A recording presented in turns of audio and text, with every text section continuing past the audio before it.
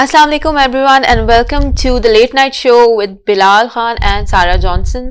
आज भी हम हाजिर हैं अपने एक न्यू गेस्ट के साथ जिनका नाम है इसरार अली अब्बासी साहब एंड इनका ताल्लुक है पीटीआई से। आज हम इनसे ढेरों बातें करेंगे, बहुत से सवालात करेंगे इनकी पर्सनल लाइफ से रिलेटेड और एक बहुत अच्छा शो करेंगे। जी बिलाल जी, अस्सलाम वालेकुम, कैसे हैं सर? वालेकुम अस्सलाम। पहले तो मैं एक तस्रीर कर दूं, मेरा नाम इसरार अहमद अब्बासी। जी, इसरार अहमद अब्बासी, सॉरी। ओके आपके सुनने वालों को थोड़ा सा क्लियर हो जाए। अल्हम्दुलिल्लाह जी, आई एम गुड। जी, तो इसरार अहमद अब्बासी साहब, आपकी जो लाइफ की जर्नी है, तो आपको कोई आइडियल थे आपके उस पाकिस्तान तहरीक इंसाफ के साथ जो जुड़े आप आइडियलाइज करते थे या कोई किस तरह से आप जुड़े पीटीआई के साथ? क्या माइंड में था आपकी? एक्चुअली मेरा जो पॉलिटिकल करियर है वो पीटीआई से पहले शुरू हुआ। अच्छा, मैं स्टूडेंट लीडर था और 91 से लेके 93 तक मैं पंजाबी स्टूडेंट एसोसिएशन कराची का प्रेसिडेंट था। और वो स्टूडेंट पॉलिटिक्स में भी आने का एक उस वक्त भी मोटिव कोई मेरा कोई पर्सनल टारगेट्स नहीं थे। उस वक्त जो हालात थे, अगर आपको याद होगा कि लेट 80s और अर्ली 90s के अंदर जो स्टूडेंट पॉलिटिक्स थी वो बड़ी खून खराबे वाली और मार धाड़ वाली होती थी। तो बहुत से बच्चे जो थे वो कॉलेजेस को जाने से अवॉइड करते थे और अगर वो चाहते भी थे तो उनके पेरेंट्स कहते थे कि आप प्राइवेटली एग्जाम दे दें और कॉलेज ना जाएं, क्योंकि कॉलेज में हर तलबा तंजीम ने अपना कैंप लगाया है, आपने उस कैंप से मेंबरशिप ले ली, आपका एडमिशन हो गया and you are bound for the rest of your career there। और जो जाते थे उनका पार्टी से किसी से ताल्लुक होता ही था। Exactly। वरना जाते ही नहीं थे। तो मैंने जब ये सारा सिचुएशन देखी तो फिर मैंने देखा कि जब तक आप बाहर बैठ के क्रिटिसाइज करेंगे तो वो इट्स नॉट गुड कि आप उस सिस्टम के अंदर जाएं।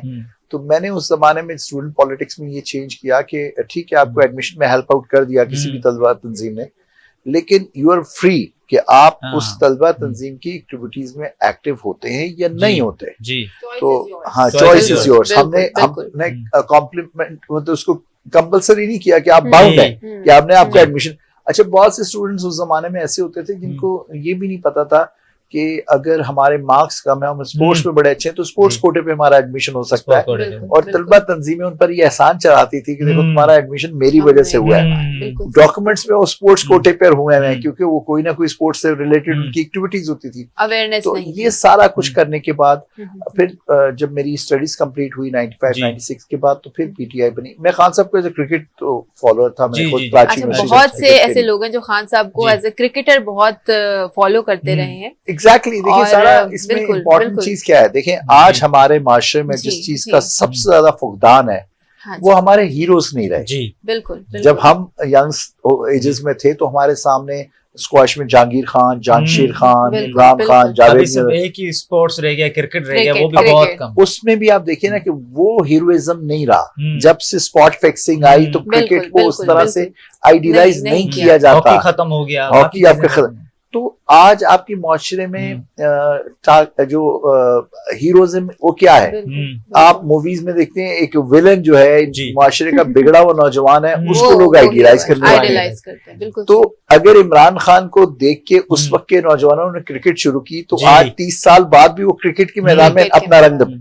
हमारी जनरेशन का अलमिया ये है कि ये जो जनरेशन, इसके पास हीरोज की कमी है। ये किसको फॉलो करें, किसको देखें? तो ये हमारे माशरे का मोटिवेट हो, ये बड़ा मुश्किल टाइम मैं समझता हूँ। और इसमें एक पॉजिटिव चीज इस सारे अंधेरे में ये है कि मीडिया का किरदार, और मीडिया ने बहुत ज्यादा अवेयरनेस दी। और जैसे आप जैसे माशाल्लाह न्यू होस्ट और टैलेंटेड होस्ट, क्योंकि देखिए पहले तो ये होता था कि कैमरे का सामना करते ही लोगों की टांगे कपाती थी। मुझे खुद याद है कि जब मैं स्पीच करता था 96-97 में तो मुझे परेशान, पब्लिक देख के परेशान हो जाती। लेकिन आज के नौजवानों में वो कॉन्फिडेंस है कि वो बहुत ज्यादा एक्सप्लोर कर सकते हैं, उनके पास नॉलेज सीकिंग चीजें बहुत आती हैं। यानी हमारे जमाने में आपको 50 किताबें पढ़नी पड़ती थी, आज आपको सिर्फ स्क्रॉल करना है, सारी आपके पास चीजें आ गई और यू कैन डू इट। सो इसरार साहब, सॉरी टू कट यू, कि आप कह रहे हैं एज अ क्रिकेटर आप उनको फॉलो करते थे, तो क्रिकेट का आपको शौक था और फिर एज ए क्रिकेटर आप खान साहब को फॉलो करते थे? सारा मेरा क्रिकेट जुनून था। अच्छा। यानी क्रिकेट की ये पोजीशन थी कि मैं घर से अगर मुझे कभी जिंदगी में डांट पड़ी है ना, सिर्फ क्रिकेट पे पड़ी है, क्योंकि मैं तालीम में बहुत अच्छा था, कभी स्टडीज की वजह से मुझे नहीं पड़ी। एक्स्ट्राऑर्डिनरी मुझे अच्छी तरह याद है कि जून की तपती धूप के अंदर भी जब मैं इंतजार करता था कि वालदा सो जाएं तो मैं नीचे जाके अपनी जो ग्राउंड था थोड़ा सा उसमें धूप के ऊपर मैं अकेला बॉल के साथ दीवार के साथ बॉल मार के बैटिंग प्रैक्टिस करता था। तो इतना जुनून था। फिर मैंने अल्हम्दुलिल्लाह इंटर कॉलेजिएट में अपने कॉलेज की कप्तानी की, कराची यूनिवर्सिटी खेला, सारा कुछ। वो क्रिकेट का एक था। लेकिन जब खान साहब ने पीटीआई बनाई तो उस वक्त मेरी एजुकेशन कंप्लीट हो चुकी थी। I done my masters at that time. तो फिर मुझे लगा कि यार ये जो शख्स कह रहा है कि इस पॉलिटिकल निजाम के अंदर कुछ चेंज आना चाहिए, तो हमने फिर उनका खान साहब का साथ देना शुरू किया। बिल्कुल, यहाँ पे ही नाज़रीन बहुत से लोग जो हैं वो इंस्पायर होते हैं एज ए क्रिकेटर। जो है खान साहब सबके एक आइडल हैं। मैं इसमें ऐड करना चाहूंगी मेरे फादर, जो कि अब खुदा उनको जन्नत नसीब करे, he was a very big huge fan of Khan साहब। उनसे मिल भी चुके हैं क्योंकि वो भी क्रिकेट खेलते थे और क्रिकेट के बहुत बड़े फैन थे। तो ऐसे बहुत से वाक़े हैं जब वो शुरू में स्टार्ट हुए, जब क्रिकेट खेलना, और फिर खान साहब जब शुरू में आए पॉलिटिक्स में, तो वो जाके वोट डालने जाते थे छुपके, जबकि हम मना करते थे। तो वो उनके इतने बड़े फैन थे और उनको बहुत फॉलो करते थे। तो इसी तरह आपने भी अपना एक बताया इंसिडेंट कि आप भी एक बेसिक लेवल पे गए और फिर उनमें एक लीडर की शिप की भी क्वालिटीज हम देखते हैं। एग्जैक्टली देखिए, मैं आपको बताऊं खान साहब की लाइफ को अगर आप पूरा देखें ना, उनके स्पोर्ट्स को लेके, उनकी सोशल वर्क को लेके और उनकी पॉलिटिक्स, अगर कोई भी नौजवान उनकी लाइफ को थोड़ा सा स्टडी करेगा ना तो वो मोटिवेट होगा। यानी इमरान खान की क्रिकेट ऐसी थी कि वो पहला टेस्ट मैच खेलने के बाद 4 साल तक टीम से ड्रॉप हो गए, टीम में जगह ही नहीं बनती थी, क्योंकि बहुत कम लोगों को ये पता है कि Imran Khan as a batsman आए थे। जी। और वो जो एरा था, तो ये पता है ऑलराउंडर आए नहीं, मैं आप लोगों की, आप जो जनरेशन है इसके थ्रू, आप जैसी जनरेशन, क्योंकि यूथ जो है वो यूथ को ही फॉलो करती है। बिल्कुल, तो आपकी जो व्यूअरशिप है वो सारी यूथ है, जो आप जैसे नौजवान एंकर्स हैं उनकी यूथ फॉलोइंग। तो मैं थोड़ा सा ही क्लियर कर दूं कि खान साहब एज अ बैट्समैन आए और उस वक्त कहा गया कि यार बैटिंग तो हमारी 9वें नंबर तक है, बैट्समैन की तो जगह नहीं बनती है, तो तुम्हें बॉलर बनना पड़ेगा। अच्छा, उस जमाने में स्पिन बॉलर का तो रवाज नहीं था और खान साहब बड़े दुबले पतले से होते थे और कहा गया जी आप फास्ट बॉलर बने। तो उस शख्स ने अपने आप को इतना मेहनत करके मॉडिफाइड किया कि तेज बॉलर बना। उस फिजिक के साथ तेज बॉलर बनना बहुत मुश्किल काम था, और once you get drop from the national side और फिर कम बैक करना बड़ा मुश्किल। लेकिन उसने हिम्मत नहीं आ रही। जो आज के नौजवानों के अंदर हमारे यहाँ जो सबसे ज्यादा कमी है वो जो है पेशेंस नहीं है। हम सब हमें जरा सी कोई नाकामी होती है, हम कहते हैं कि यार बस हम खत्म हो गए, हमें एग्जाम में नाकामी हो गया, हमारे ग्रेड्स अच्छे नहीं आए, हमारी आईलेट्स क्लियर नहीं हुआ, हमारी इमिग्रेशन नहीं, हम बस कहते हैं हमारी दुनिया खत्म हो गई। इमरान खान की मोटिवेशन ये थी कि उसने क्रिकेट में अपने आप को मॉडिफाइड किया, एक तेज बॉलर, फिर तेज बॉलर से ऑलराउंडर, फिर ऑलराउंडर। फिर उस जमाने में जब 80s में किसी भी दुनिया का जो कैप्टन था वो बॉलर नहीं होता था, बैट्समैन कप्तान होते थे हर टीम की। तो जब चल रहा था पाकिस्तान की हिस्ट्री में उठा के देखें, Imran Khan was the first bowler captain. तो वो भी चेंज किया एक कप्तान, और फिर कहा गया जी ये कप्तान कामयाब नहीं होगा। तो 83 से 92 तक जो 10 साल का करियर था उसमें कामयाबियां। फिर जब सोशल लाइफ में आए तो शौकत खानों की जो पहली बोर्ड की मीटिंग थी, तो जो टॉप 10 इकोनॉमिस्ट बैठे थे उन्होंने कहा जी ये इम्पॉसिबल है ये बनना, ये बना ही नहीं सकते। एक ने कहा यार बन तो सकता है, लेकिन जिस तरीके से आप चलाना चाहते हैं चल नहीं पाएगा। तो वो दोनों चैलेंजेस खान साहब ने लिए, शौकत खान ने बनाया और अल्हम्दुलिल्लाह चलाया, और आज तीसरा हॉस्पिटल भी तैयार है। फिर इसी तरह पॉलिटिक्स में आए तो पॉलिटिक्स में भी 2 पार्टी सिस्टम था, और एक पार्टी जाती थी, दूसरी आ जाती थी, दूसरी जाती थी, पहले वाली आ जाती थी, तो कोई चेंज नहीं था और कोई ऐसा। तो उस वक्त भी सब, हम पहला इलेक्शन 96 के एंड पे जो हुआ, 97 का इलेक्शन, अर्ली इलेक्शन, तो आप यकीन करें पूरे पाकिस्तान से हम एक सीट नहीं जीत सके। खान साहब खुद 7 हलकों से खड़े हुए और सब में खान साहब की जमानत जब्त हो गई।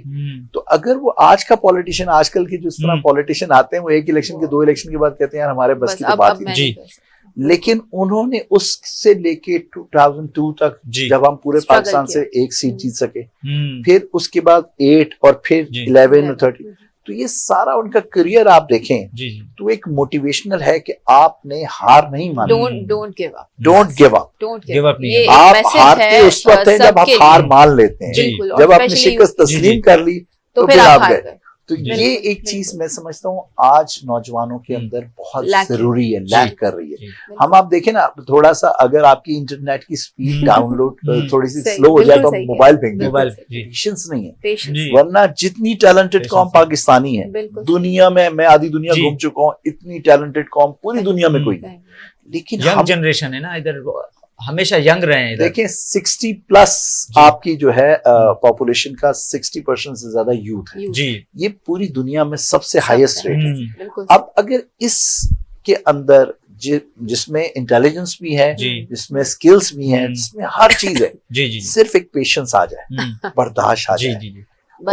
और हमारी, मैं सियासत का आपको बताऊं कि इमरान खान से पहले सियासत डिफरेंट थी। एक स्पोर्ट्समैन जब सियासत में आता है ना तो वो चेंज कर देता है सियासत को, क्योंकि उसमें एक पेट्रियटिज्म भी होता है। नहीं, पेट्रियटिज्म के साथ साथ स्पोर्ट्समैन को हार भी बर्दाश्त होती है और जीत भी हजम कर सकता है। हमारे यहाँ हार बर्दाश्त नहीं होती, वरना जिस तरह की खान साहब को डिफीट्स हुई थी वो गिव अप कर। तो हार जो है उसको जीत में बदलने के लिए एक स्पोर्ट्समैन स्पिरिट होनी चाहिए। तो मैं ये हमेशा, जिस तरह आप जैसे प्रोग्राम्स कब करते हैं, मैं एक ही बात करता हूँ कि पाकिस्तानी कौम के अंदर स्पोर्ट्समैन स्पिरिट आ जाए, क्योंकि स्पोर्ट्समैन स्पिरिट से लिंक्ड अप है पेशेंस कि भाई मैं आपकी कामयाबी को बर्दाश्त करूंगा, आप जीते हैं, एक बार हारे हैं, 2 बार हारे हैं, लेकिन एक ना एक दिन तो फिर जीत होगी। अगर आप इसी स्पिरिट से चलते रहेंगे तो डोंट गिव अप। एक बहुत ही खूबसूरत मैसेज हमें इसरार साहब ने दिया है। इसी के साथ आगे बढ़ते हैं। इसरार साहब, आपकी लाइफ के ऊपर आते हैं कि आपकी पर्सनल लाइफ और आपकी जो जर्नी है आसान तो नहीं रही होगी, यकीन। किसी भी अगर हम किसी की पॉलिटिशियन की जिंदगी उठाते हैं तो बहुत से हार्डशिप्स फेस किए होते हैं, आपने भी यकीनन किए होंगे, तो आप कुछ शेयर करना चाहेंगे ऑडियंस के साथ? बिल्कुल जी, मैं समझता हूँ कि मेरे जैसे एक नौजवान जिसकी तकरीबन 7 नस्लों में कोई सियासत में नहीं था और सियासत एक शजरे ममनू समझी जाती थी, और फिर उस वक्त जब हमने ये पीटीआई बनाई तो आम कॉन्सेप्ट क्या था स्टूडेंट लाइफ से भी और आमली पॉलिटिक्स में, कि जो लड़का बिल्कुल निकम्मा है ना, जो पढ़ाई में भी फारिग है, उसको स्टूडेंट यूनियन में भेज दो, क्योंकि उसने बदमाशी करनी है, एग्जाम में पास हो जाना है। और पॉलिटिक्स में भी यह है कि जो कोई किसी शोबे के लाइफ के अंदर वो कामयाब नहीं हो सकता, उसको सियासतदान बना दो। हमने ट्रेंड चेंज किया, पढ़े लिखे नौजवान, पढ़े लिखे लोग, इमरान खान जैसा कामयाब इंसान जिंदगी का, उसके साथ फिर उस वक्त के डॉक्टर आरिफ अलवी साहब जो पाकिस्तान के रिनाउंड डेंटल सर्जन थे, या और हमारे साथी, वो सब अपनी अपनी जिंदगी में कामयाब लोग थे। हम लोगों ने जब सियासत शुरू की तो बड़ा मुश्किल काम था, और खास तौर पे कराची शहर से हम यहाँ बैठे हैं। आपको अगर याद होगा तो आप शायद आपकी एज भी कम होगी, जो 80s और 90s की दिहाई की सियासत थी कराची में, वो बड़ी मुश्किल सियासत थी। बस हम और सुनते हैं, बस हाँ वो सुनते हैं, शुक्र है कि आप उस एरा में आपने देखा नहीं। लेकिन आप ये देखिए कि उस वक्त भी अगर आपने पाकिस्तान की बात की, लसानियत के खिलाफ बात की, सूबाइयत के खिलाफ बात की, तो ये बड़ा मुश्किल काम था। लेकिन at the end of the day शुरू में हमें बड़े ताने मिलते थे, जिस तरह आप कह रही हैं टांगा पार्टी। अच्छा, लोग जानबूझ के हमारा मजाक भी बनाते थे, यार वो क्या पार्टी है तुम्हारी, क्या नाम है उसका, हाँ वो इमरान खान वाली पार्टी। सबको नाम तहरीक इंसाफ का पता था, लेकिन जानबूझ टीज करने के लिए हमारी पार्टी का नाम नहीं, फिर एंड पे हाँ यार वो इमरान खान की पार्टी। कितने लोग हैं इमरान खान और तुम्हारे अलावा, कितने लोग हैं पार्टी में? ये सारी चीजें सुन के आज हम पाकिस्तान की अल्हम्दुलिल्लाह सबसे बड़ी पार्टी बनी। तो ये एक ऐसी चीज है कि जो हमने खान साहब से सीखी कि आप कभी जिंदगी में हिम्मत, सबसे पहले तो आप ये सेटिस्फाई होंगे जो आप काम कर रहे हैं। लेट्स सपोज मैं आपकी बात करता हूँ, आज आपने प्रोग्राम शुरू किए हैं और आपकी व्यूअरशिप कम है, आपने 1-2 साल बड़ी मेहनत की और बहुत कम जो आपका टैलेंट है उस हवाले से आपकी व्यूअरशिप नहीं आ रही, तो आप डिसहार्टेड ना हो, गिव अप नहीं करना चाहिए। दैट टाइम कम्स कि आप एक उस लेवल पे आ जाएंगे जो आप डिजर्व कर रहे हैं। शुरू में मुश्किल, आपको अल्लामा इकबाल कहता है ना कि तुम दिए बाद मुखालिफ से ना घबराए औकाब, ये तो चलती है तुझे और ऊंचा उड़ाने के लिए। तो जब तक तेज हवा नहीं होगी आप ऊपर फ्लाई नहीं कर सकते। तो तेज हवा के अगेंस्ट फ्लाई करना इट्स नॉट इजी। तो किसी भी वॉक ऑफ लाइफ में जो भी हार्ड टाइम आता है वो आपका टेस्टर होता है, वो आपकी नर्व्स को टेस्ट करता है, आपके पोटेंशियल को टेस्ट करता है कि आपके अंदर कितना पोटेंशियल है, आप कितना स्ट्रांगली उसके ऊपर बंदा कमा। खूबसूरत बात है इसरार साहब, हम सबको, मैं बैठे बैठे बहुत मोटिवेट हो रही हूँ, जब व्हेनेवर यू फील डाउन आपकी जो आप बातें कर रहे हैं ऐसे मैं फील कर रही थी, तो अभी मुझे बड़ी वो कहते हैं ना कि मोटिवेशन आ रही है कि आप इतनी खूबसूरत बातें कर रही हैं। ये सारा मेरे अपने साथ हुआ ना, अच्छा।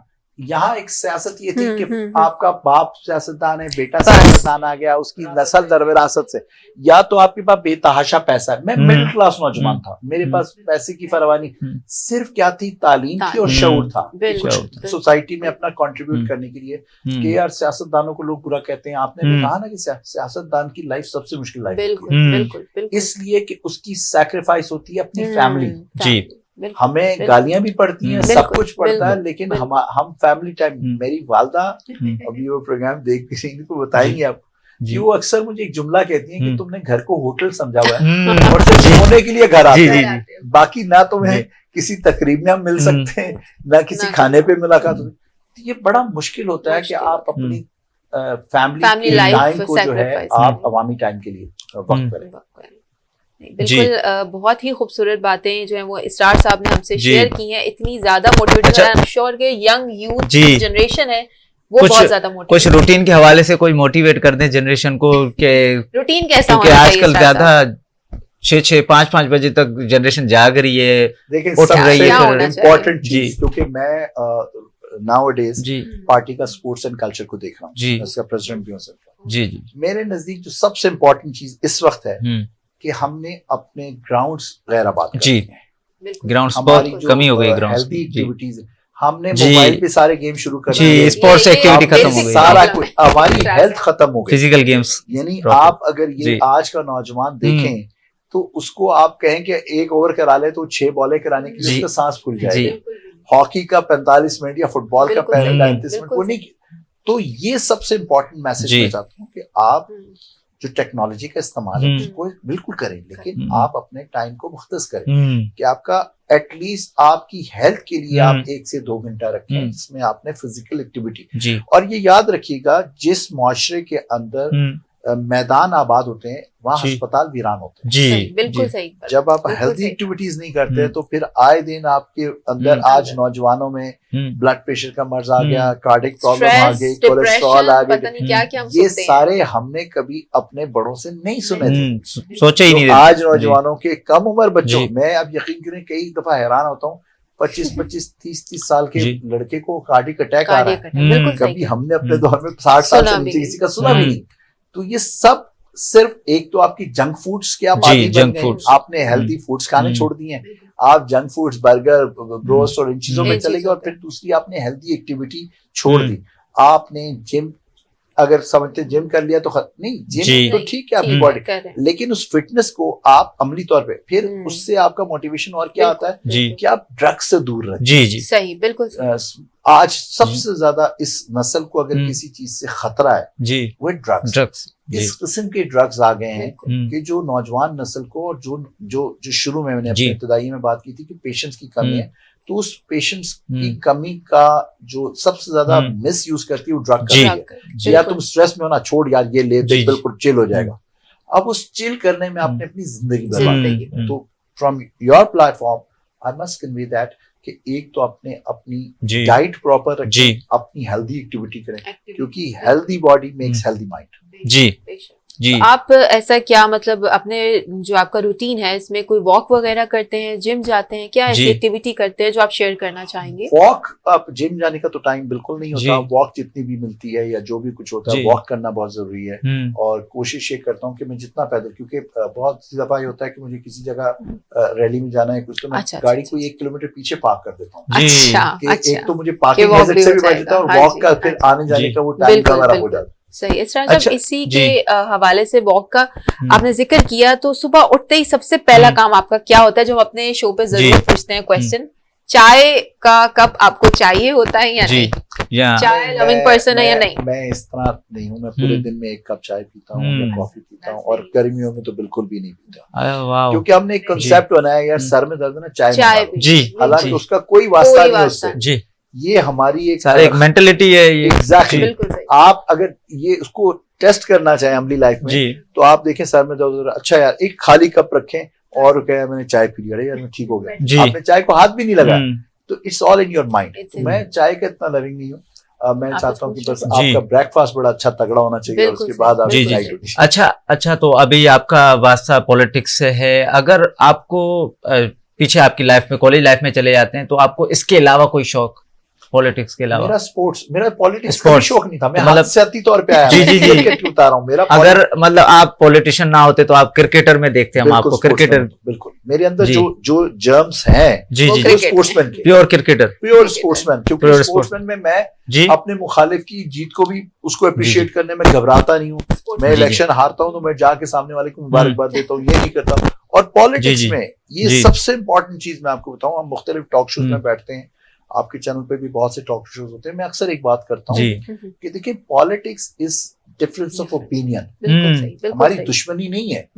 अब हमारी वालदा कहती हैं कि ये तू इस एंकर से इतना लड़ाई करता है, इस बंदे के साथ इतनी लड़ाई करता है, फिर इसके प्रोग्राम में जाता क्यों है? जी, तो हमारी दुश्मनी नहीं होती, हमारी सब हर पार्टी के साथ उनको लगता है जी, सिर्फ और सिर्फ डिफरेंस ऑफ ओपिनियन है। अब आप वहां बैठे में, मुझे कब की ये साइड नजर आ रही है जी, आपको दूसरी साइड नजर आ रही है, आप अपनी जगह पे ठीक है, गलत मैं भी नहीं जी, हर किसी का अपना ओपिनियन है। आप अपने पॉइंट ऑफ व्यू के साथ साथ दूसरे के पॉइंट ऑफ व्यू का एहतराम करना सीखें जी। बर्दाश्त अगेन पेशेंस वाली बात आ गई, बर्दाश्त जी। चले, प्रोड्यूसर साहब का कहना है ब्रेक की जाने बढ़ते हैं।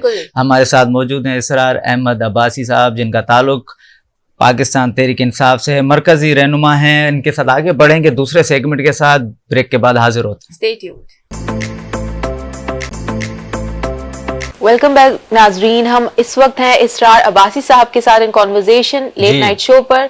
मेरे साथ हैं बिलाल और हम अपनी गुफ्तगू को करेंगे कंटिन्यू जी। अब से हम मजीद आगे पूछते हैं इसरार साहब, एंटरटेनमेंट से रिलेटेड कुछ सवाल हम करना चाहेंगे, बिल्कुल, कि आपकी पर्सनल लाइफ के हवाले से और जानना चाहेंगे कि ऐसा कोई एक्टर होगा जिससे आप पसंद करते होंगे अपनी लाइफ में, कोई मूवी स्टार, तो आप बताना चाहेंगे ऑडियंस को कि ऐसा कोई है एक्टर? नहीं, मैं म्यूजिक मेरा बहुत बड़ी कमजोरी है। जी, वाह, वेरी नाइस, वेरी नाइस। मैं आपको मजे की बात बताऊं, जब मैं पहली दफा 9th के पेपर्स दे रहा था, उस जमाने में मुझे म्यूजिक के बगैर स्टडी भी नहीं कर सकता। अच्छा, तो आप फेवरेट जॉनर क्या पाकिस्तानी पॉप सुनते थे या फिर? नहीं, मैं पॉप नहीं ज्यादा सुनता था, मुझे क्लासिकल भी नहीं, जो हल्की फुल्की मौसीकी होती थी, जिसमें शायरी अच्छी हो जी, पोएट्री अच्छी हो। हमारे यहाँ आजकल तो म्यूजिक के अंदर आपकी शायरी तो पोएट्री खत्म हो गई है। सीधी सीधी बात बता देते हैं, पोएट्री कोई नहीं है, पोएट्री नहीं है, शोर शराबा बेहंगम, उस तरह की चीज मुझे कभी भी पसंद नहीं थी। तो मैं आपको बता रहा था कि मेरे वालिद साहब उस वक्त हयात थे, तो उन्होंने मुझ पर बड़ा गुस्सा किया कि तुम जो है रात को पढ़ रहे थे और टेप म्यूजिक चल रहा था। तो वो जब अल्हम्दुलिल्लाह मेरा 75% आया 9th में, तो वो खुश हो गए। उसके बाद फिर उन्होंने कभी, तो मेरी ये आदत थी कि मैं म्यूजिक के बगैर कोई चीज नहीं। अच्छा, म्यूजिक सुन के आप पढ़ाई करते थे? पढ़ाई भी करता था, ड्राइव करना, हर चीज मुझे म्यूजिक के बगैर। सिर्फ सुनते ही थे या कुछ बजाते भी थे? ना बजाना बड़ा, मेरी इतनी बुरी आवाज है कि वो कभी इस तरह की हिम्मत नहीं की। लेकिन मौसीकी सुनने का बहुत शौक था, फिल्म्स देखने का बहुत शौक था। कोई favourite singer? Favourite singer Mehdi Hassan साहब को मैंने, मेहदी हसन साहब, वाह, क्लासिकल लेजेंड। उसके बाद हमारे जो एरा में Sajjad Ali was the best. जी, उसकी वोकल आल्सो लेजेंड है, बहुत सुरीले लोग ज्यादा पसंद है बजाय इसके कि बेहद शोर ना हो। जुनैद को मैंने बड़ा, क्योंकि जुनैद जमशेद बहुत अच्छा ताल्लुक भी रहा, हम इकट्ठे बैठे भी और लाइव सुना बहुत सी चीजें। नईम अब्बास रूफी, बहुत से पाकिस्तानी बहुत बेतहाशा टैलेंट। अभी किसको आप फॉलो करते हैं अभी करंट? अभी मेरे ख्याल में इस वक्त राहत से अच्छा मुझे कोई नजर नहीं आता। राहत सबसे, जितना मुझे थोड़ा सा टाइम मिल जाए तो राहत फतेह अली खान रिकमेंड करते हैं आप, उसके अलावा कोई नहीं? वो रिलैक्स कर देता है आपको। और उसकी ये नहीं कि उसकी हर तरह की चीजें, उसमें कवाली भी है, उसमें लाइव मौसीकी भी है, हर चीज, और हर जगह उसने अपना एक असर छोड़ा हुआ है। यानी आप उसकी कवाली सुनेंगे या उसकी नात सुनेंगे या उसका लाइट मौसीकी सुनेंगे, आपको पता चलेगा राहत है। You can identify the voice की जी, ये राहत की है। बिल्कुल, एक जैसे नुसरत फतेह अली खान साहब थे। एग्जैक्टली, बिल्कुल। खान साहब की तो खैर क्या बात थी, लेकिन खान साहब का रिप्लेसमेंट मैं समझता कोई भी हो सकता है, लेकिन राहत एक डिफरेंट चीज है और उसने काफी हद तक चीजों को इनोवेट किया है। राहत साहब इनोवेशन देखते हैं, बहुत सी इनोवेशन, और तभी तो बॉलीवुड में भी हम देखते हैं कि लोगों ने उनको कितना सराहा है, उनकी टैलेंट को, और वहां जाके भी उन्होंने उसका नेमल बदल जी उनके पास भी नहीं है, उन्होंने बड़े ट्राई कर लिया, सारा कुछ उसका अल्टरनेटिव उनके पास भी नहीं है। पाकिस्तान में टैलेंट है वो पूरी दुनिया में मौजूद नहीं, बस यहाँ पे वो प्लेटफॉर्म जो है वो नहीं मिल पाता शायद, या उस तरह से हम दिखा नहीं पाते। आपके बहुत से सिंगर्स जो इंडिया जाके हिट हुए, जैसे आतिफ वगैरह, सारे यहाँ पर थे, इनको अली जफर, इन बेचारों को यहाँ कोई नहीं पूछता था। लेकिन जब वंस वो उसको उस मैग्नीट्यूड की अपीयरेंस मिली तो फिर आपने भी उसको सराहना शुरू कर दिया। राहत को भी जो मैं समझता हूँ उरूज मिला वो इंडिया जाके मिला, यहाँ पर शायद उतना नहीं मिल सका, क्योंकि नुसरत फतेह अली खान साहब भी खुद इंडिया में गए थे, बहुत उनके सॉन्ग थे वहाँ। देखिए उस वक्त वो हिट हो चुके थे, नुसरत साहब ऑलरेडी हिट थे, इंडिया ने उनको बुलाया था। लेकिन राहत इंडिया जाने के बाद हिट हुआ, लोगों ने जब उनके गाने सुने तो फिर पता चला ये राहत है, तो फिर उसकी ज्यादा डिमांड। सही, तो हम मूवीज के टॉपिक मूवीज के उसमें आपकी क्या चॉइस है और क्या आप शेयर करना चाहेंगे? कौन सा ऐसा एक्टर है, पाकिस्तानी, बॉलीवुड, हॉलीवुड, कहीं का भी हो, जो आप शेयर करना चाहेंगे? देखिए मेरी जो फेवरेट एक्टर है बॉलीवुड में वो है आमिर खान। मिस्टर परफेक्शनिस्ट, क्योंकि मेरी जो साइकी है वो मैं परफेक्शनिस्ट हूँ, तो वो जो जिस रोल को भी करता है बिल्कुल डिफरेंट करता है और बड़ा कंसंट्रेट करता है, और अगर एक वक्त में एक ही काम कर रहा है तो वो बहुत अच्छा काम करता है। इस तरह पाकिस्तान में मैं समझता हूँ शान बहुत जबरदस्त एक्टर है। अभी उनकी एक ज़रार मूवी भी रिलीज हुई है हाल ही में। शान के साथ मेरा बहुत अच्छा पर्सनल ताल्लुक है, बहुत अच्छा इंसान भी है, और हमारे बहुत से एक्टर्स अच्छे हैं। लेकिन शायद अभी जिस तरह की मूवीज बनना शुरू हुई हैं, बहुत सी प्रमोशन, हमजा हमारे साथ, हमजा अली अब्बासी हमारे कैबिनेट का हिस्सा रहे, the legend of Maula Jatt release हुई। हमजा जब मैं सीनियर वाइस प्रेसिडेंट कराची था, Hamza was information secretary Karachi with us, तो बहुत जबरदस्त इंसान है, बहुत अच्छा एक्टर है, और जो उसने पोर्ट्रे किया है मौला जट, बिल्कुल एक बहुत मुश्किल कैरेक्टर, बिल्कुल इंटायर। देखिए एक्टर क्या है, जो वो है उसके बिल्कुल ऑपोजिट करके लिखा है कैरेक्टर में ढल जाए। जितना सॉफ्ट स्पोकन, जितना जबरदस्त इंसान है, उसने जो कैरेक्टर किया वो बिल्कुल उसकी जात के ऑपोजिट है। जी जी जी। तो आपने थिएटर में जाके देखी थी मौला जट, और कितनी बार देखी थी? क्योंकि हम तो दो दफा देख चुके हैं। मैंने तो बात आपको बताऊं, मुझे तो एक दफा भी बड़ी मुश्किल से मौका मिला, और बहुत सी मूवीज चाह के भी नहीं देख पाता टाइम की कमी की वजह से। लेकिन मैं अपने स्टूडेंट लाइफ में, मुझे अच्छी तरह याद है कि इंग्लिश मूवीज उस जमाने में बहुत होती थी, तो मैं कोई भी फिल्म का पहला शो नहीं छोड़ता था। अच्छा, मेरा बड़ा शौकीन है मूवीज के भी शौकीन है। Very nice. अच्छा, कोई फेवरेट एक्ट्रेसेस जी वो बताना चाहेंगे? पाकिस्तान में या पाकिस्तान से बाहर? दोनों पाकिस्तान में। इंडिया में तो मुझे सुष्मिता सेन पसंद है, वो भी एक परफेक्शन की तरफ ही जाते हैं, वो भी अपनी लाइफस्टाइल मिस वर्ल्ड भी रह चुकी है, मिस वर्ल्ड एलिगेंट है। तो और इसके साथ पाकिस्तान में मुझे जो सबसे ज्यादा जो पसंद रही वो कविता पसंद रही। कविता वो fabulous actress in Pakistan, and then after that नीली।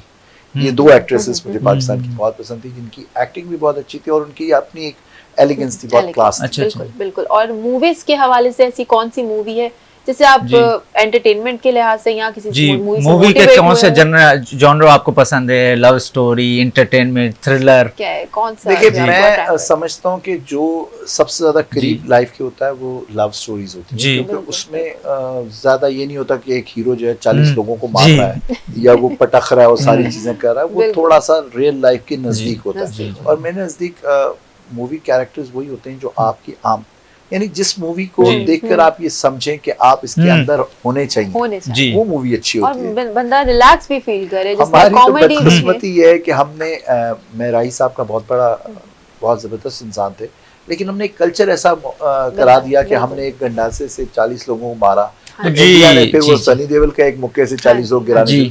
तो ये मैं नहीं समझता आज के लोग, आज जिस जनरेशन में हम हैं, क्योंकि हम थोड़ी सी डिफरेंट जनरेशन थे, हमने लैंडलाइन फोन से सेल फोन और स्मार्टफोन तक का सफर हमने देख लिया।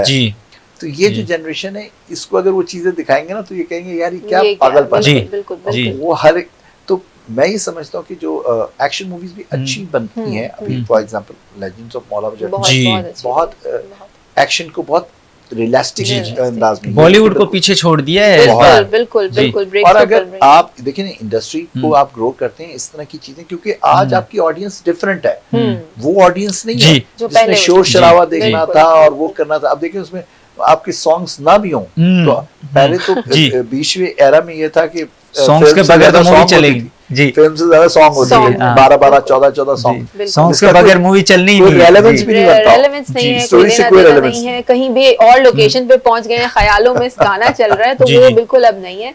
And I would really appreciate कि आप जो हैं इसरार साहब इतने ऑनेस्ट जवाब हमें दे रहे हैं, और बिल्कुल आपकी जो पर्सनालिटी है वो ऑडियंस को दिख रही है कि आपकी लाइफ में आप किस तरह की मूवीज पसंद करते हैं, क्या आपको पसंद है। इसी के हवाले से आगे चलते हुए इसरार साहब मैं पूछना चाहूंगी कि मेंटल हेल्थ के हवाले से आप क्या बोलना चाहेंगे कि फिजिकल हेल्थ तो बहुत जरूरी है, लेकिन मेंटल हेल्थ कैसे आजकल मेंटेन रखी जा सकती है? देखिए, मेंटल हेल्थ का सबसे बड़ा जो तबाही का सबब बना वो आपका सोशल मीडिया। बिल्कुल सही। हर चीज के पॉजिटिव और नेगेटिव इम्पैक्ट होते हैं। जब हमारे नौजवानी का टाइम शुरू हुआ था तो वीसीआर का जमाना शुरू हुआ था, उसके भी बड़े पॉजिटिव और बड़े नेगेटिव इम्पैक्ट्स आए थे। कुछ लोगों ने उसको बड़े पॉजिटिव चीजों को लिया, कुछ ने बहुत नेगेटिव लिया। तो मैं ये समझता हूँ आज के दौर में खास तौर पे पेरेंट्स को अपने बच्चों को ऑब्जर्व करना चाहिए कि वो किस तरह की साइट्स को देख रहे हैं, किस तरह के गेम्स को देखें। अगर आप मार धाड़ के गेम्स देख रहे हैं तो आपके जहन में वायलेंस का कल्चर प्रमोट हो रहा है। मैं एक चीज आपके प्रोग्राम के थ्रू कहता हूँ और मैं अक्सर ये बात करता हूँ कि अक्सर ईद पे आप देखते हैं बच्चों को खिलौना पिस्तौल बोलते हैं और पूरी गली में, ये इंतहाई खतरनाक चीज है।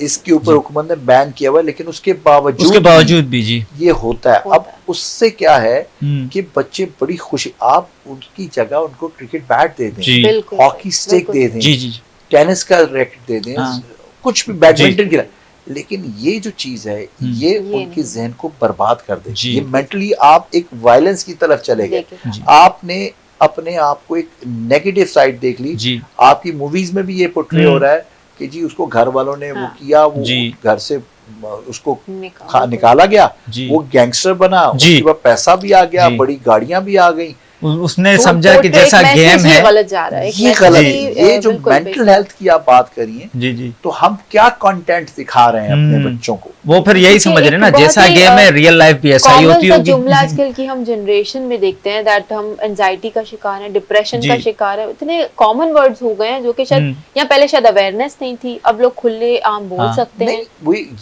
ये देखें जैसे जैसे आपकी टेक्नोलॉजी बढ़ रही है वो उसके असरात हैं कि हमने हेल्थी एक्टिविटी तो छोड़ दी। अब हम फॉर एग्जांपल ग्राउंड में अगर 2 घंटे हम सर्व करते हैं ना तो हम तकरीबन 14 घंटे फ्रेश रहते हैं और फिर नींद का 8 घंटे आप निकाल लें। आप 12 घंटे लैपटॉप पे बैठे रहे तो 4 घंटे सो नहीं पाएंगे क्योंकि आपका जहन में वही चीजें चल रही कि बैक ऑफ द माइंड।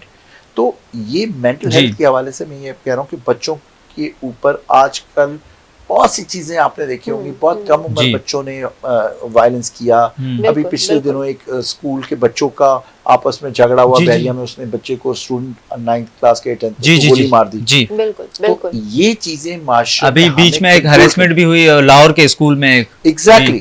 तो ये सारी चीजें इस वक्त पेरेंट्स का बड़ा इम्पोर्टेंट रोल है कि बच्चों को, अच्छा अब हमारे बदकिस्मती से माएँ क्या करती हैं कि बच्चे बहुत ज्यादा रो रहे हैं, अच्छा उसको मोबाइल पकड़ा घर के कामों में लग गए। अब बच्चा क्या देख रहा है, क्या कर रहा है, आप ये चुप हो गया, वो भाई वो वक्ती तौर पे तो चुप हो गया, लेकिन वो उसके अंदर क्या चीज जा रही है जो आने वाली जिंदगी उसकी मुतासिर है। We have to be very careful about this things. और इसमें मैं कहूंगी कि पेरेंट्स का एक बच्चों के साथ जो रोल है वो एक फ्रेंडशिप वाला भी रहना चाहिए, सिर्फ डर ही ना हो, क्योंकि इससे भी बच्चे बहुत बिगड़ते हैं अगर सिर्फ एक डर ही डर रहेगा। देखें, मैं अपने घर में कोशिश ये करता हूँ कि जितना भी वक्त मिले ना तो हम कोशिश करते हैं कि भाई वगैरह बैठ जाए तो कहता हूँ सब मोबाइल एक साइड पे रखो, वरना अगर हम 10 लोग कमरे में बैठे ना सब अपने अपने मोबाइल में लगे। लॉकडाउन में तो यही हो रहा था, सब अपने अपने मोबाइल में लगे हुए। एक कमरे के अंदर बैठ के भी आप आपस में कम्युनिकेट नहीं कर पाते। तो मैंने इसी पे आमिर खान की एक बात, उसने बड़ी जबरदस्त अपनी एक रिसर्च अपनी छोड़ी है। उसने कहा मैं जिंदगी में बहुत डिप्रेशन में चला गया और बहुत ज्यादा एक कामयाब इंसान, फिल्म में हिट होना, पैसा कुछ, तो कहता है मैंने फिर एनालाइज किया तो मैंने मोबाइल छोड़ दिया। शुरू में तो मुझे बड़ी तकलीफ हुई, लेकिन अब मेरी जिंदगी बड़ी पुरसकून है क्योंकि मोबाइल होता था तो मैं कुछ ना कुछ स्क्रॉल करके देखता रहता था, वो वाइब्स जाती हैं और ना नुकसान था उसका। अब मैं बड़ा अपने आप को, तो मैं ये नहीं कहता आप टोटल मोबाइल छोड़ें, जरूरी है, लेकिन आप उसकी कुछ टाइमिंग्स रख लें कि भाई फॉर एग्जांपल मैंने ऑफिस वर्क में किया, अब हम सियासतदानों को तो 24 घंटे हमारी मजबूरी है कि किसी भी जगह हमें जाना है तो वो फोन, लेकिन फिर भी एटलीस्ट अगर हम इस तरह से शुरू कर लें कि हमने दिन में 2 घंटे बगैर मोबाइल के रहना है। ये अच्छा, ये हम एक रूल अपना बना लें कि वो लाइफ कैसी है। 8 घंटे नींद के अलावा और 2 घंटे अगर बगैर मोबाइल के हम वो टाइम अपने फ्रेंड्स में स्पेंड करें, अपनी फैमिली में स्पेंड करें, सिबलिंग्स के साथ, कुलीग्स के साथ स्पेंड करें और मोबाइल वाना हो। जी जी, यानी अगर हो भी तो साइलेंट, और 1 घंटा नेचर में जाएं, वॉक करें, उधर भी मोबाइल ना हो। खैर वो तो गानों के बगैर शायद वॉक भी नहीं आजकल हो पाती है। तो आप वॉक की बात करें, लोग मसाजिद के अंदर मौलवी साहब बार बार कह रहे होते हैं और फिर भी उनकी कोई ना कोई ट्यून बज रहा होता है। नमाज पढ़ते हुए वो कुछ जेब में हाथ डाल के उसको फोन को बंद कर रहा होता है और यकीन करें सलाम फेरते ही वो और कुछ नहीं, सबसे पहले मोबाइल निकाल के देखता है। जैसे पता नहीं अल्लाह ताला ने मैसेज भेजा कि कबूलियत हुई है नमाज की नहीं। इतने हम इसमें चले गए, चले जी। वक्त बहुत कम रह गया है, बहुत मुख्तसर सा वक्त रह गया है। एक आप छोटा सा मैसेज देंगे इस जनरेशन को जो इमरान खान साहब की जो राह देख रही है और जो मुल्क जिस हाल में जा रहा है, उस हवाले से कोई मोटिवेट लेक्चर हो, कोई कुछ आप देना चाहेंगे? कोई छोटा सा मैसेज जो यूथ को आप देना जो राह देख रहे हैं। देखिए साबिक वज़ीर आज़म ने एक जुमला कहा और वो ये कहा, ये कौम अब जाग गई, इस कौम के अंदर शऊर का जो जिन है ना वो बोतल से बाहर आ गया है। यानी जिन बातों पर आपकी जबान खुलने से डरती थी, आज खुल्लम खुल्ला वो लोग वो बातें कर रहे हैं। वो शऊर है और वो इस यूथ का शऊर है। और आप ये नहीं, या 80s और 90s की सियासत नहीं है कि आपने फलां को बुरा कह दिया, फलां को बुरा कह दिया।